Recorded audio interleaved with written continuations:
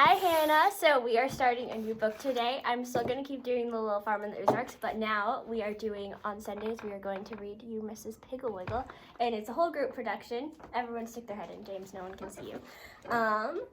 Yes, I hope you like it. And just so you know, Stephen is not helping us. He's more of a distraction. He's for emotional support. And comedic relief. Yeah, perfect. Definitely. I expect I might as well begin by telling you all about Mrs. Piggle Wiggle, so that whenever I mention her name, which I do very often in this book, you will not interrupt and ask, "Who is Mrs. Piggle Wiggle? What does she look like? How big is she? How old is she? What color is her hair? How old is she? What color is her hair? Is her hair long? Does she wear high heels? Does she have any children? Does she have any children? Is there a Mr. Piggle Wiggle?" Mrs. Piggle Wiggle lives here in our town. She is very small and has a hump on her back. When children ask her about the hump, she says, "Oh, that's a big lump of magic. Sometimes it turns me into a witch, other times into a dwarf or a fairy, and on special occasions it makes me into a queen." The children are all very envious of the hump because, besides being magic, it is such a convenient fastening place for wings. Mrs. Piggle Wiggle has brown sparkly eyes and brown hair which she keeps very long, almost to her knees, so that children can comb it. She usually wears it on top of her head in a knot, unless someone has been combing it, and then she has braids or long wet curls or long hair just hanging and with a jeweled crown or flowers on top. One day, I saw her digging in her garden, wearing the jeweled crown and with her hair billowing down her back. She waved gaily and said, "I promised Betsy," Betsy is one of her children's friends, "that I would not touch this hair until she came home from school." and she went on with her digging. Mrs. Piggle Wiggle's skin is goldy brown, and she has a warm, spicy sugar cookie smell that is very comforting to children who are sad about something. Her clothes are all brown and never look crisp or pressed because they are used for dress-up. She wears felt hats which the children poke and twist into witches' and pirates' hats, and she does not mind at all. Sunday mornings, she takes one of the hats off the closet shelf, gives it a few thumps, pulls it firmly down forward and aft, and wears it to church. She wears very high heels all the time and is glad to let the little girls borrow her shoes. Mrs. Piggle Wiggle has no family at all. She says that her husband, Mr. Piggle Wiggle, was a pirate, and after he had buried all his treasure in the backyard, he died. She just has herself and Wag, her dog, and Lightfoot, her cat. The most remarkable thing about Mrs. Piggle Wiggle is her house, which is completely upside down. It is a little brown house, and sitting there in its tangly garden, it looks like a small brown puppy lying on its back with its feet in the air. Mrs. Piggle Wiggle says that when she was a little girl, she used to lie in bed and gaze up at the ceiling and wonder what it would be like if the house were upside down. So, when she grew up and built her own house, she had it built upside down just to see. The bathroom, the kitchen, and the staircase are right side up. They are much more convenient that way. You can easily see that you could not cook on an upside-down stove or wash dishes in an upside-down sink or walk up upside-down stairs. In the living room of her house is a large chandelier, and instead of being on the ceiling, it is on the floor. Of course, it is really on the ceiling, but the ceiling is the floor, and so it is on the floor, and the children, they turn on the lights and then squat around it pretending it's a campfire. Mrs. Piggle Wiggle says that her chandelier is the only one in town which is put to any real use. Her bedrooms all have slidey boards in them because if you will look up at your attic ceiling, you'll see that it has a slanty ceiling when turned upside down. Makes a fine slidey board. Also, all the wall lights are very close to the floor and handy for small children. For the first 5 or 10 years after the house was built, Mrs. Piggle Wiggle climbed in and out of her rooms over the high doorways, but now she has little steps which are just the thing to practice jumping. She gives the children chalk so they can mark on the rug how far they jump. Nobody knows how old Mrs. Piggle Wiggle is. She says she doesn't know herself. "What difference does it make how old I am when I shall never grow any bigger?" Mrs. Piggle Wiggle's dog, Wag, has puppies every once in a while, and so she keeps a long list of names of children who want them on the blackboard in her kitchen. For Lightfoot the cat's kittens, she has a long waiting list on the blackboard in the dining room. Mrs. Piggle Wiggle's backyard is full of big holes where small boys can dig for Mr. Piggle Wiggle's buried treasure, and her front yard is full of flowers, which the little girls pick, jam into vases, and place in her living room or carry to their teachers. Every child in town is a friend of Mrs. Piggle Wiggle's, but she knows very few of their parents.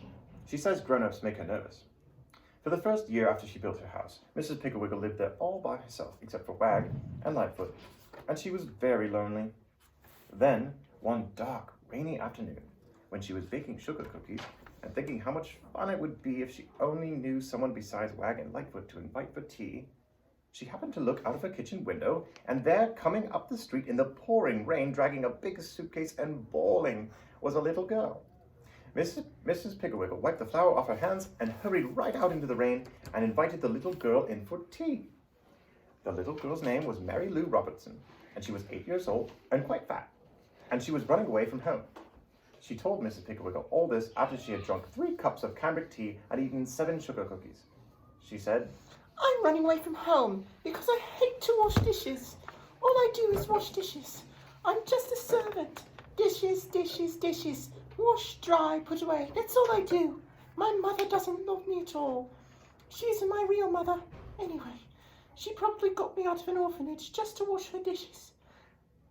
Mary Lou began to cry again, so that the 8th sugar cookie got quite soggy before she finished it. Mrs. Piggle Wiggle said, Isn't she your real mother? She says she is, but no real mother would make me wash dishes. Wash dishes, wash dishes. Now that's a funny thing, said Mrs. Piggle Wiggle. I mean, you're hating to wash dishes so much because, you see, I like to wash dishes. In fact, I enjoy washing dishes so much that it is a cause of great sorrow to me.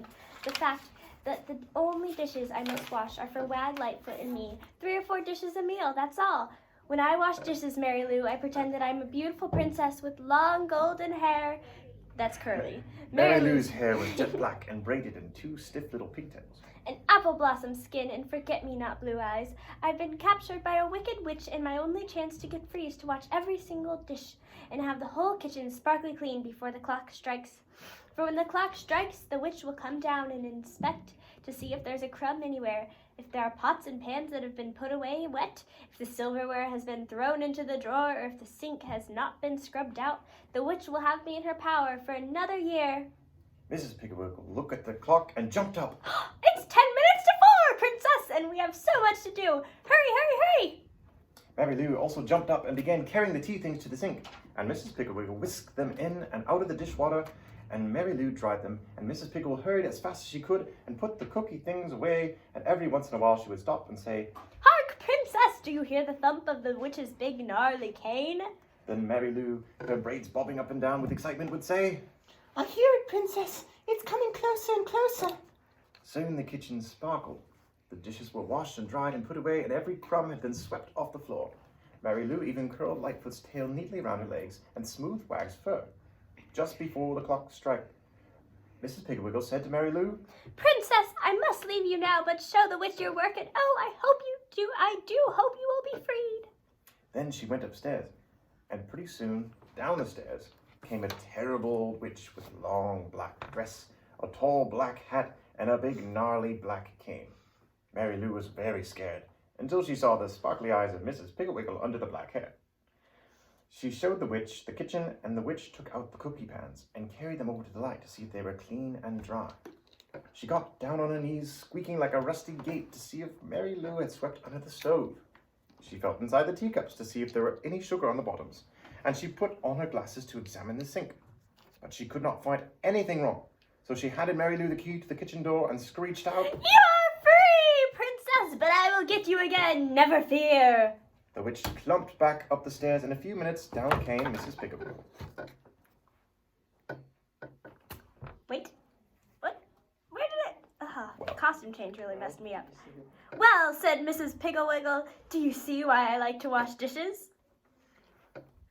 Mary Lou said, Oh, Mrs. Piggle Wiggle, that was the most fun I've ever had. Mrs. Piggle Wiggle said, Of course you can have more fun than I can because you have so many more dishes to wash.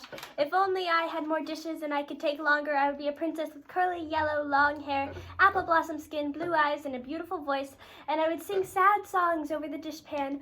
Also, if I had more dishes, I would have the witch ride through the night on a broomstick, and I would creep out on the back porch and see if she was coming. I could hear her land with a thump on the roof, and I would slip upstairs to see if she was going to slide down the chimney or thump down the stairs. Oh, there would be ever so many more exciting things to pretend if only I had more dishes to wash. After a while, it stopped raining, and the sun came out, and Mary Lou took her suitcase and went home. That night, her mother, it really was her mother, of course, almost fainted when she came into the kitchen exactly 27 minutes after dinner, and Mary Lou was sweeping the floor, and all the dishes were washed and dried and put away, and everything was immaculate. Mrs. Robertson rushed in and called Mary Lou's father, and he came out to the kitchen and pretended to fall on the floor with surprise.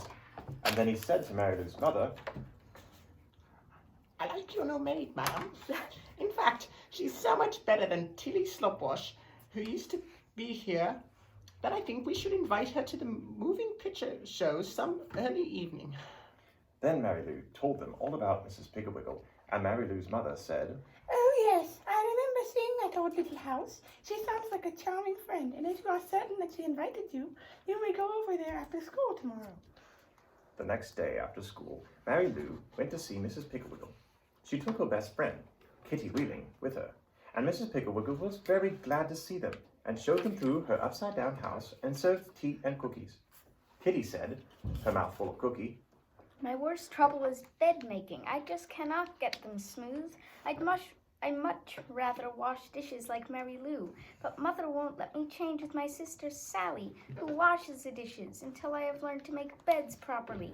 Oh, I just despise making beds.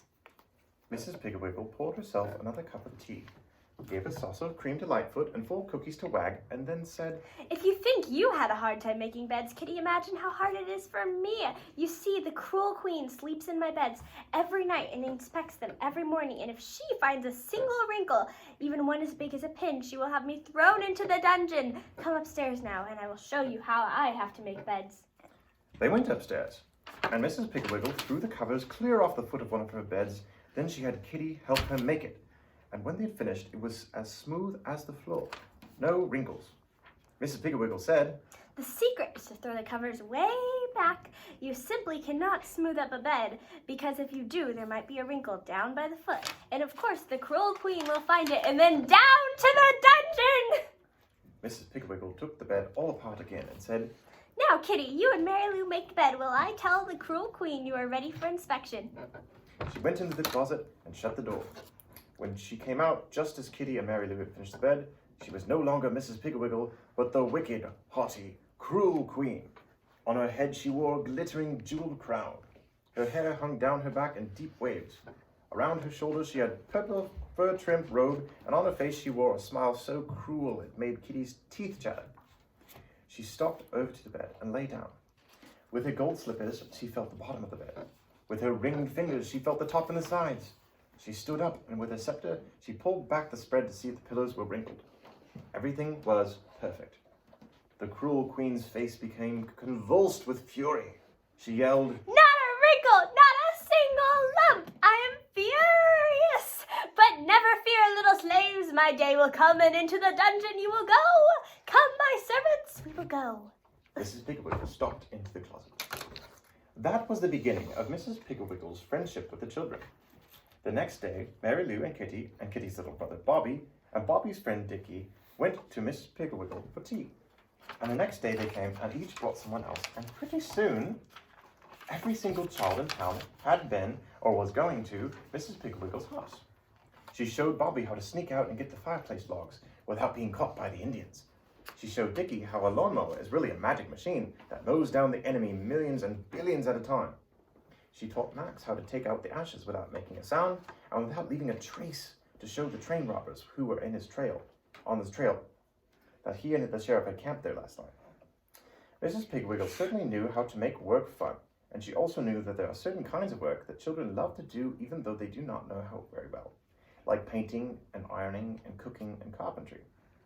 One day, at Mrs. Piggle Wiggle's, there were 2 little girls baking cookies, 1 little boy baking a pie and getting flour on the floor and eating most of the dough, a little girl ironing in a very wrinkly fashion, all of Mrs. Piggle Wiggle's clean clothes, 4 boys with paint on their faces and feathers in their hair chopping kindling, 2 boys painting the dog's house, 3 little girls darning old pirate socks of Mr. Piggle Wiggle's, and pirates everywhere, digging in the backyard, shooting and yelling, running through the house and grabbing hunks of raw cookie dough.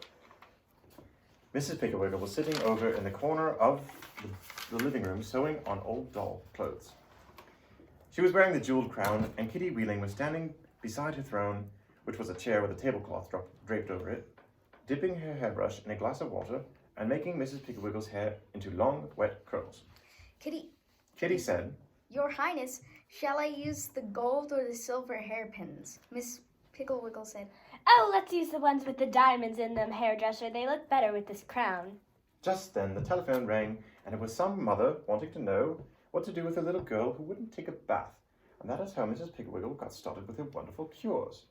She told Hubert's mother about the won't pick up toys cure, Patsy's mother about the radish cure, Alan's mother about the slow eater tiny bite taker cure, Anne and Joanne's mother about the fighter quarrelers cure, Dick's mother about the selfish boy cure, Mary's mother about the answer backer cure, and Bobby and Larry and Susan's mother about the never want to go to bedders cure. Okay, I hope you like this chapter. I just want to show you some of the pictures because this book has really cute pictures and we didn't show them to you while we were reading. So this is Mrs. Piggle Wiggle laying down in the bed dressed as the evil queen. And here's the chandelier for a campfire. And then at the beginning there's this little chapter of her running around and how she looks like. And then at the very beginning of the book there is a picture of her house and a little girl laying down there and her serving some food to the... Oh, you already showed her that one, huh? Did you? Mm-hmm. Oh, Yeah. and then there's the one on the front. So, I hope you like this book. We're going to do another chapter, and I hope you really like it. Bye, 'cause it's Hannah. very fun. Bye, Hannah. Bye, I love you.